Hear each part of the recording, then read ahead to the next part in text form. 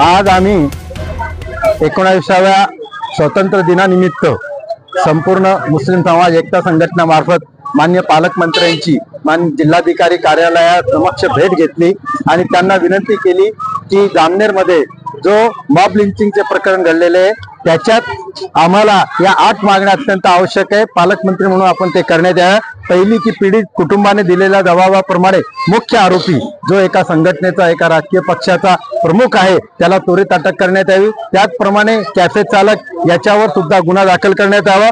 त्याप्रमाणे गुन्ह्यात BNS कलम 161(2) म्हणजे पूर्वीचा 120(ब) त्वरित लावण्यात यावा, कारण की त्याच्यात वाकीचे 2, जामनेरचे 2, बेटावतचे 4 असे 8 आरोपी आतापर्यंत पकडलेले म्हणजे संगनमत झालेला आहे। त्याचप्रमाणे तपास निपक्ष व उच्चस्तरीय व जलद गतीने व्हावा यासाठी जरी साहेबांनी SIT डिक्लेअर होईल असं सांगितलं असेल तरी ती आज डिक्लेअर करण्यात यावी। पीडिताच्या कुटुंबाला 25 लाख रुपये भरपाई व त्याच्या कुटुंबापैकी कोणाला तरी एकाला सरकारी नोकरीमध्ये द्यावे जे कायद्यानुसार आहे, त्या संविधानानुसार आहे। त्याचप्रमाणे जिल्ह्यात धार्मिक द्वेष पसरवणाऱ्या संघटित गटांवर MPAD व मकोका अंतर्गत कायम स्वरूपाची कारवाई करावी।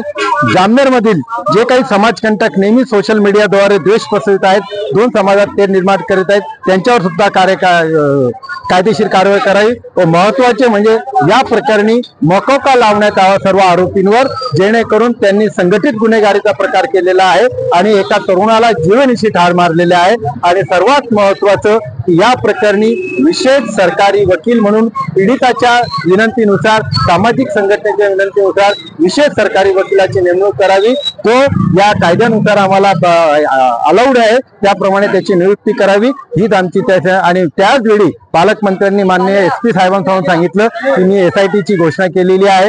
मी तुमच्या 120(ब) ची तेव्हा SP साहेब स्वतः बोलले की संगनमताचा 120(ब) लावतो आम्ही, मकोकासाठी थोडा विचार करतो आम्ही, त्यानंतर लावू। अशा प्रमाणे आमच्या या निवेदनावर 12 तारखेच्या आणि 15 तारखेच्या निवेदनावर त्यांनी कारवाई केलेली आहे। त्याबद्दल आम्ही प्रशासनाचं जोपर्यंत मुख्य आरोपीला अटक होत नाही तोपर्यंत आम्ही आभार मानणार नाही किंवा ऋणात राहणार नाही। पोलिसांनी ही कारवाई करणे अत्यंत आवश्यक आहे। धन्यवाद। एकता संघटन जळगाव।